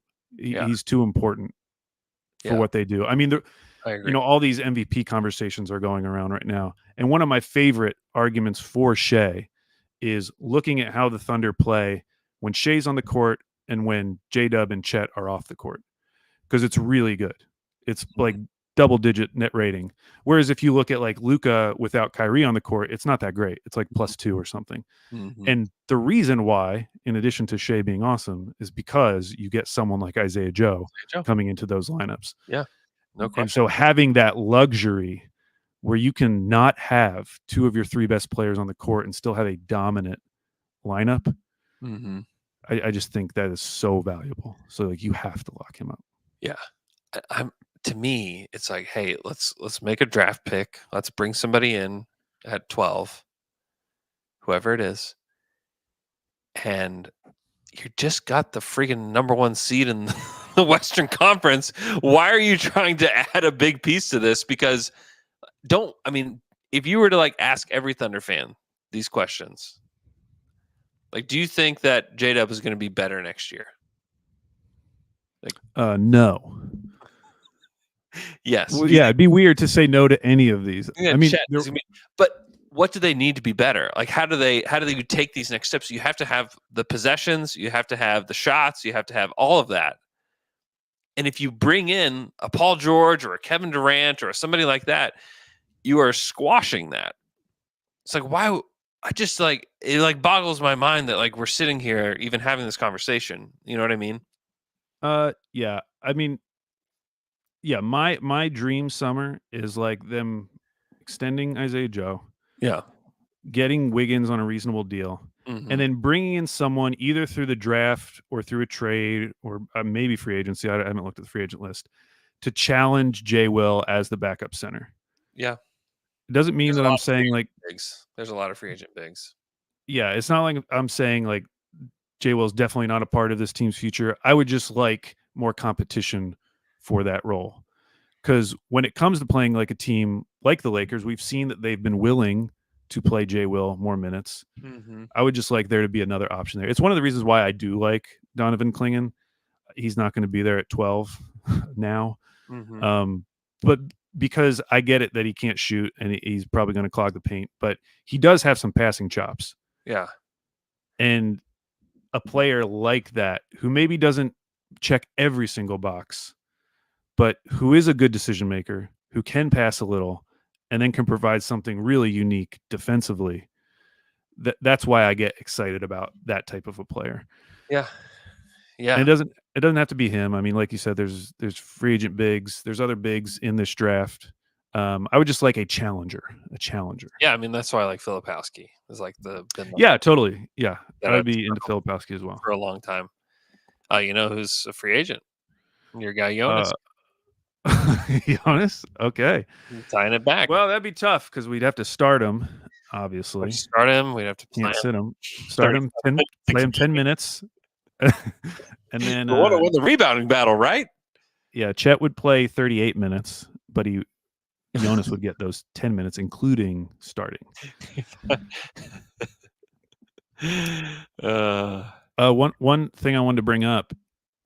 So the Miami Heat, have now been within 1 game of missing the playoffs 2 seasons in a row. If they miss the playoffs next year, OKC gets an unprotected pick in 2026. Yeah. So next year's a big one. We need some of these bad East teams to start making some moves. Come on, Okay. East. Please. Come on. I don't know who it would be. I'm looking at these teams like these teams all suck. Dude, for real. But It is so crazy. It felt like a couple years ago where like the East is finally caught up, and it's like, no, they haven't. Yeah, that Cleveland year where I think it was that Cleveland year where it just felt like there were a lot of teams. I mean, Orlando's on the way up. The Knicks are obviously on the way up. The Yeah. Cavs are probably going to take a step back, though. I still think their future isn't like terrible. Yeah. Like Darius Garland, Evan Mobley, surround them with shooters. Because I think they're going to break up Allen and Mobley, and I think they would keep Mobley in that scenario. Yeah. I think that can still be an interesting team going forward. The Pacers are on the way up. Sixers, we'll see. But then you have all these teams like Bulls, Hawks, Nets, Raptors, Hornets, Wizards, Pistons. Like if those teams could be ranked the exact same position next year, and it would not shock me one bit. Yeah. I don't even know who I would pick of that group to like make a jump up. Maybe the Nets if they made a trade. That's about all I got. But anyways, if we get some perfect storm and the Heat miss the playoffs, which again they've been within one game of doing, I was gonna say, we've gotten pretty close. They really like doing it. Yep. They like being on the edge. That would be pretty cool. I mean, it would be very cool, and that's where like this whole like Thunder rebuild. Another reason why like you don't want to go all in on like some like big name free agent or big name in a trade or whatever is like you're gonna have not only a very good team in the Western Conference that's like growing and getting better and all this, but you're going to have lottery picks coming in. The Thunder have a lottery pick that's coming in this year. They could potentially have like a really nice Heat lottery pick. And like, what if you like really nail one of those picks and like the guy that comes in is really good? Like I mean, hell, Kaysen is really good and he doesn't like we still haven't really gotten to see what that could be. Why you don't want to add somebody who's going to eat possessions. You know what I mean? Like, that's just how I feel. I do, but at the same time, like, I don't know. I kind of just I like increasing the competition on the roster. Now, maybe not necessarily with the guards right now, because I just feel like there are so many guards on this team, especially if they extend Giddey. Yeah. But with the bigs, like, yeah, I'm open for it. Like, I just want more competition on the roster for some of those spots. Yeah. Because I don't think that's even though I will fight back against the rebounding narrative, I will still agree that is the weak part of this team. The big rotation is not its strong point. Yeah, I think I think that you need to strengthen the bench big man position. Yeah, for sure. Yeah, totally get that. Larry Nance after this game, I'm like trying to make sure this is not like AI created, which is like such a scary thing now. But are you seeing this quote from him? What do you say? Larry Nance says, "Respectfully, I'm betting on the Pels." Then he goes, "I am not betting on the Pels. No, Jonte Porter. I'm not betting. I'm not betting on anything. I don't own a betting app. None of that."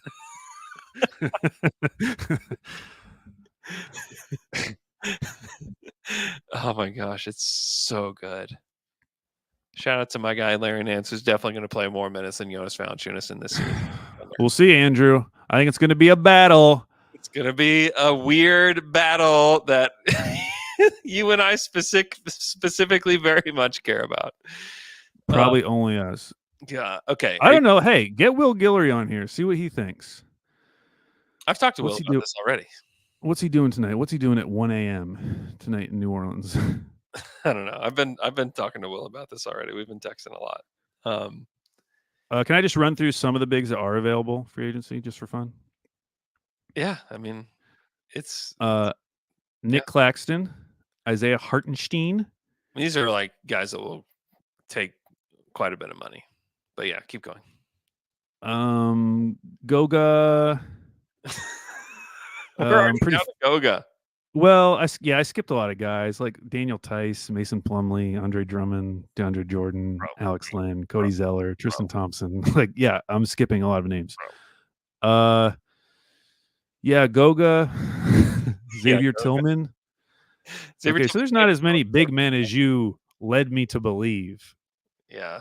Mo Bamba. Actually, the only reason I said is that somebody the other day said that, and I just really repeated it. Well, they're lying to you unless maybe there's like power forwards that are listed here that could play the 5. Let me see. They could use like a beefy 4 too. That's like a little bit more versatile. Beefy 4. Oh, like a Tobias Harris. Do you want to spend all their? Oh my Did you see that report by Keith Pompey? That was basically like, this is probably the end of Tobias, and he's probably going to the Pistons, which is what everyone's kind of been saying for a while. And apparently, his source is Tobias Harris's dad. Yeah, I don't doubt it. I don't doubt it at all. I don't doubt it either. It's It's kind of like, well, we screwed up by not taking Keegan Murray. So what if we drafted a worse version of Keegan Murray, who's now old, and we paid him like $25 million a year minimum? Well, they couldn't get Keegan on draft night, right? Oh yeah, that's true. Sorry. Yeah. They like from all accounts, like they actually did really want him. And they wanted Keegan. Yeah. Yeah. And couldn't get him. It would have been great. Perfect fit. I mean, that's what's so crazy about that draft, because the Kings moved up in that draft. And if it had been any other team, they probably do take Jaden Ivey, and Keegan is there. Yeah. And shout out to the Kings for like doing the right thing too. Like that looks really, really good for them. Oh, if they had done, I mean, looking back at that draft, if they had done literally anything else, they'd be in such worse shape right now. I mean, seeing Keegan's growth, even if you don't think he's going to be, like all-star, all-NBA player, you at least feel really good about his future. Yeah. Like he is definitely a part of this rotation. He's going to hopefully keep growing, because he's had some really incredible games with Malik Monk out. Mm-hmm. Like that last game against the Warriors. Yeah. He's great against the Warriors. But yeah, if they didn't have him, it'd be rough. Okay. Prediction time. What's your prediction for the series? This is one of those series where I should say 5. Mm-hmm. I would say 5. Mm-hmm. But I kind of just don't want to. So I'm going to say 4. All right. I'm predicting a sweep. I respect that. I will say Thunder in 5. And what game do they lose? Because that's important. Because if you lose game 4, it's like, oh, the series was already over. So do you think like Pelicans grab one in OKC, or they win game 3? Pelicans get game 3.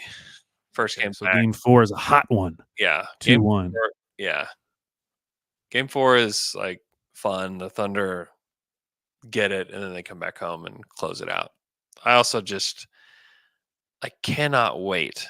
Like you should be, if you have a chance to go to these games, like you should go. Like I cannot wait to be in the building. And I just like, part of me wants 5 because I want to go to more games. I want to go to more playoff games. I want to see this team more. And so selfishly, Thunder in 5. Yeah. I think as we have discussed, there's some awkward matchups for the Pelicans against the Thunder, and I think they are going to take advantage. They're fully healthy. They look great. All their guys are ready to go. They are itching. They really want to get out there. I cannot wait to watch it unfold Sunday, and yeah, it's gonna be amazing. It's gonna be great. Somebody brought up that the Pels took the Suns to 6 with a younger team. That was true. That was the 64-win Suns team. Yep. Arguing that they have a chance to make things interesting. I will say, though, in that series, Devin Booker missed half the games. Mm-hmm. He only played 3 games in that series. I was about to just bring that up. Yeah. So, like, it'd be like if Shea missed half the games, Yeah. So, and Shea. So they lost one of the games that he missed. If he's there, maybe they get it, and then they win in 5, which, Yeah. Yeah, that's great. All right, hour 44. Hour 44? What's a decibel record for loudest stadium? Don't end the podcast. I'm looking it up. And can we break it? You better break it. Okay, Arrowhead Stadium currently holds the Guinness World Record for stadium noise, reaching 142.2 decibels. However, Ford Field home of the Detroit Lions, set a new record. But my computer doesn't want me to read the article. It's new Oh, and never mind. They didn't. They topped out at 133.6, which is about equivalent to the sound of a 747 jet engine at takeoff, according to the Center for Disease Control. wow. So it seems like now those are both open air. Well, actually, Ford Hey. Field might be closed. But those are football stadiums. I should check for basketball arena because that is kind of unfair. Yeah. Let's see. Allen Fieldhouse, so Kansas, 2017, produced a 130.4. Wow. That's pretty good. Yeah, that's really loud. That's crazy loud. It's hard to like in like those smaller arenas. Like you can pack not as many people in, but like you just don't have there's not as much space for the sound to go. There's a lot of space for the sound to go at Paycom. Okay, Kings fans 2013 hit 126. And Wow. apparently that at the time was a record for loudest crowd roar. Hey, let's do it. Let's 127, guys. And honestly, All right. juice the machine. Okay? Doesn't have to be perfectly calibrated. You know? Who's going to check? No one's checking. No one's checking. cares. Just say we did it, honestly. No Because one- I hope that the audio is good because I remember the first playoffs after COVID, Mhm. the game in MSG. Emmanuel quickly had like a great game. And I think it was against the Hawks, if I remember correctly. Mhm. But I just remember like you could hear the crowd through the TV. It was so loud. And sometimes it really happens where you can really, you even just watching from your house, you can feel it. Mhm. You see that with like the Kings games last year and like the old Warriors games. I hope it's like that because I do feel like sometimes they've muted us, Andrew. And is it a conspiracy? I can't say for sure. But sometimes I feel like they turn down the sliders a little bit. Hey, I think it is a conspiracy. They're trying to beat down Loud City. Don't let them. Whoa, we have a commenter, Frank, says that FYI, Thunder is usually 165 to 180 decibels near the source, but can sometimes exceed 200. Frank, we got to get the Guinness people out here. That's an easy record. Wow. Okay. Wow. Okay. Oh, wow. Well, show up, Loud City. That's all I gotta say. Show up, Loud City. All right. And Quiet City. We actually need Quiet City more than Loud City. Loud City, they're already basically doing their job. You know, they already got the name. What's We need quiet? the people people in the lower bowl and in the suites to be engaged. Oh, I'm calling Loud City the whole thing. Oh, the whole thing. I'm calling like the fan base Loud City. Interesting. I know what you mean though. Quiet. Oh, sorry. Frank was talking about literal thunder. Which does make a lot more sense. I was like, that cannot be possible. I'm not. I just went with it. I was like, well, Frank said it. Must be true. In my mind, Frank was like, he works for the Thunder. He's literally the decibel guy. He just happens to be in our chat tonight. He's like, hey, guys, I've actually tested this. We've gotten up to at the 200. source. I was like, what does at the source mean? Specifically, we're talking about like I can't hear. I'm deaf. We're getting up to somebody's mouth. Like, what's going on here? Okay, so that was actual thunder. Okay, well, that was very helpful. Create 200 decibels out of their I don't know. Honestly, that would be in line with Oklahoma City's history because if you've read Boomtown, you know that they used to do the loud tests. Yeah, they did over Oklahoma City with the sonic boom. It's true. It's great. And drove the population insane. That's right. We could bring that back. Could bring it back. Again, thank you for listening. Got tons of people in the chat. I don't know where you guys are at in the world right now. It's almost 1 a.m. here in Oklahoma City. Look for me on the street with this handy dandy mic. I'll be doing some trivia. I want you guys to bark into the microphone as well for some videos, and so be on the lookout there. Also, if you just want a Down to Dunk sticker, I'm going to have a bunch of them with me. So please Be sure to find me outside the arena if you're going to be here in OKC. So we got people from all over. South Carolina, 2 a.m. Wow, one up in me. We got somebody in Oakland, Switzerland, 8 a.m. Wow, New Zealand. Yeah, this is a midnight crowd, which is worldwide. Checking in from Miami, T-Dot. Wow, late night, T-Dot. Thank you so much Late night. for tuning in. Just hit the like button. We got tons of people in the chat. Tons of people joining us tonight. So appreciate that very much. We'll be bringing you shows after games. Our normal time. We'll be bringing you as much content as we possibly can. During the playoffs, it's going to be a great run. Stick with us. We appreciate it. If you're not subscribed to our YouTube channel, subscribe to our YouTube channel. We got Alan in Sydney, John Holt in Iowa, Morocco, White Black. I should have said that the other way. White Black in Morocco. Diego B in New Jersey. Texan by Nature 88, Houston. He just moved here. Got Tulsa. We got Bay Area. Texan by Nature says that 200 decibels will make your ears bleed. And you're saying that hasn't happened? Because Frank was at the game. He had the decibel reader. Come on, Frank. Is that the source? Robert Wallace in the Bay Area. Man, I can't wait. I'm so excited. We got the playoffs are here. Playoffs start tomorrow. Cannot wait for all the games tomorrow going on all day. It's gonna be freaking great. Dude, I got to go to a 2-year-old's birthday party. You got League Pass on your phone? Yeah, I do. It's a Frozen 2 theme party. Come on, man. Yeah. Well, good luck. Hey, tonight was my 12-year-old son's birthday, and it was a basketball theme party. We had the playing games going on in the backyard on a projector, and we had a 3-on-3 tournament out here. Wow. Playing ball. So how many kids you got to be able to do a full tournament? We had 36 kids. Jeez. Yeah. It was a lot of kids. Was it make it take it? Definitely not make it take it. Okay. We started out, I was like, all right, we're going to go to 11. And then as I'm seeing how long some of these games are taking, I was like, all right, we're going to 7.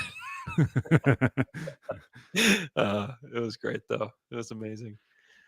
All right. Really appreciate you guys listening. Please like the video. Please share it with others. That's how this thing continues to grow. We will talk to you guys again, probably when I can get a hold of Will Guillory.